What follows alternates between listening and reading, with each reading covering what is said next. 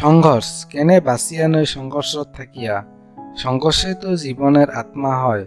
যত কঠিন সংঘর্ষ হবে অতবারই ভাল আপনার এটে জয়ী হবে। আজি মুই আপনার গিলাক এখান কাহিনী কইম, একজন হালুয়ার কাহিনী। একজন হালুয়াই একদিন ভগবানের উপরত অনেক খারাপ পায়। হালুয়া মানসিটা অনেক পরিশ্রমী আছিল। অনেক পরিশ্রম করিয়া উয়ায় নিজের জমিত ক্ষেত করিয়া ওঠায়, ওইলা দেখাশোনা করে, কিন্তু বেশিরভাগই উয়ার ক্ষেতগিলা খারাপ হইয়া যায়। কোনবার সময় শুকান হইয়া যায়, কোনবার সময় বানা আইসে, কোনবার সময় মাটি ফাটি যায়, কোনবার সময় দুনোতেই ক্ষেত পড়ি যায়। মুঠোতে যে কোনো না হলো যে কোনো একটা কারণত উয়ার ক্ষেত খারাপ হবে আর হবে। একদিন উয়ায় অনেক রাগ হইয়া আকাশের উপর দেখে আর কয়, হে ভগবান, আপনাক মানসি সর্বদাতা হিসাবত মানি নিনু। আপনি সবকিছুই জানেন। আপনার ইচ্ছা ছাড়া একটা গছের পাতাও না নড়ে। কিন্তু মোর ধারণা হয় আপনি ছোট থাকি ছোট ছোট কথা পর্যন্ত একটা না জানেন। আপনার তো এইটাও জানা নাই যে খেতিবাড়ি কেমন করিয়া করে। আর যদি আপনি জানিলেন হয় তাহলে প্রত্যেক সময়তে দুন বাতাস বানা কোনোদিনও না দিলেন হয়। আপনি ওইটা দাস না পান যে কতবারই ক্ষতি হইয়া যায় আমার হালুয়া মানসি গিলার। যদি আপনি ওই পাওয়ারটা, ওই ক্ষমতাটা মোর হাতত দিলেন হয়, আর মুই যেরকমে দরকার হয় ওই রকমে বতর করিয়া দিম, আর পরেশলা দেখিস মুই অন্যর ভান্ডার নাগিয়া দিম। ভগবান ওই হালুয়াটার কথা শুনিয়া অল্প হাসে, আর কিছু সময়ের ভিতরতে উয়ার গরুদাসিয়া দেখা দেয়, আর কয়, মুই আজি থাকিয়ে তোক ওই শক্তিটা দেশ যে তুই তোর ক্ষেত বাড়িত যেমনে ইচ্ছা অমনে বতর করি নিবার পাব। মুই ওঠে কোনো দখল না দিম, আর তোর ইচ্ছা মতে সবকিছুই হবে। সেলা ওই হালুয়াটা অনেক খুশি হইয়া যায়। হালুয়াটায় উয়ার মাটির ধান কাটা আরম্ভ করে দেয়, আর জেলা উয়ার মনে হয় যে ক্ষেত বাড়িত রোদ নাগে সেলা উয়ায় ক্ষেতত রোদ দেয়, আর জেলা উয়ায় ভাবে জল নাগে সেলা উয়ায় জল দেয়। ঠান্ডা গরম হাওয়া বাতাস বানা কোনোটাই উয়ার নিজের ক্ষেতত আশীর্বাদ দেয় নাই। আর হালুয়াটার ক্ষেত বাড়িত এইবার এমন ধান নাগিছে যেরকম আর কোনো বছরতো হয় নাই। অনেক ভাল হইছে। আর হালুয়াটাই মনে মনে ভাবে, এইবার দেখে দিম ভগবানক। ইয়াকে কয় শক্তির সঠিক ব্যবহার করা।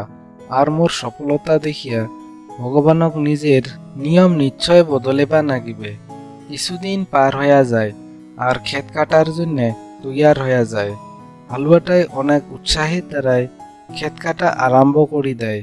আর জেলায় উয়ার লক্ষ্য ধানের শীষগিলার উপরত যায়, সেলা উয়ার মাথা হাত দিবার নাগা হয়। আর উয়ায় চিকিরিবার ধরে ধানের শীষগিলার ভিতরত একটাও চাউলের দানা নাই। গোটাই ধানের শীষগিলাই ভিতর থাকি খালি হয়ে আছে। হালুয়াটাই অনেক দুঃখী হইয়া যায়। উয়ায় কান্দিতে কান্দিতে ভগবানক আরো ডাকায়, হে প্রভু, আপনি মোর সাথত এইটা কি করিলেন? আপনি কি মোক এইটা কোন সাজা দিলেন? সেলা ভগবানে কয়, ভক্ত, এইটা তো হবারে নাগে। ক্ষেতখানক তুই সংঘর্ষ করার সুবিধাই বা কুটে দিছিত। না হয় উমাক তুই গরম সহ্য করিবার দিছিত, না হয় অতিরিক্ত জল সহ্য করিবার দিছিত, না হয় হাওয়া বাতাস সহ্য করিবার দিছিত। একটাও তো পরিস্থিতির সাথে তুই উমাক সংঘর্ষ করিবার দিস নাই, যার জন্যে গোটায় ধানগিলার ভিতরত ফোপা হইয়া গেছে।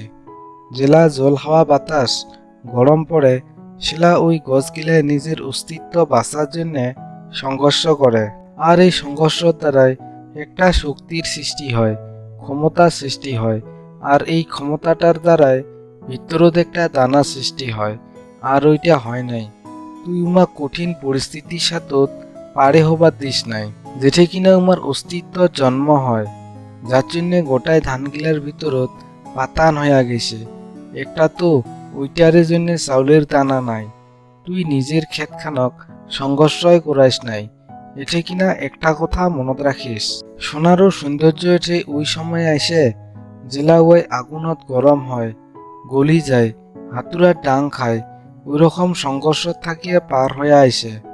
কয়লারও টুকুরা হীরা ওই সময় হইয়া যায় জেলা উয়ার উচ্চতাপের মতন কঠিন পরিস্থিতির ভিতর দিয়া পার হইয়া যায়।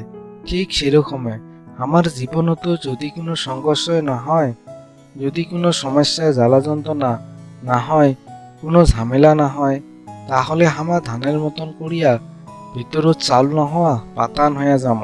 আমার কোনো অস্তিত্বই না হওয়া হইয়া যাবে।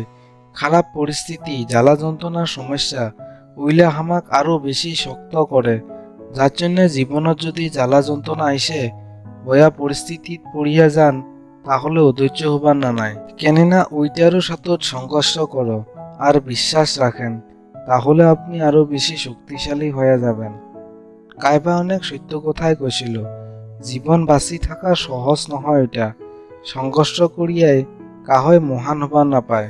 যতক্ষণ না পড়ে হাতুড়ার ডাং, ততক্ষণ পাথরও ভগবান হইয়া না যায়। যার জন্য জীবনের সংঘর্ষ করিয়াই আগবাড়েন। তাহলে সবার শেষত বন্ধুরা, আরও দেখা হবে নয়া একখান ভিডিওখানত একটা লাইক দেন আর ভিডিওখান কেমন লাগিল কমেন্টত জানান। জয় হিন্দ।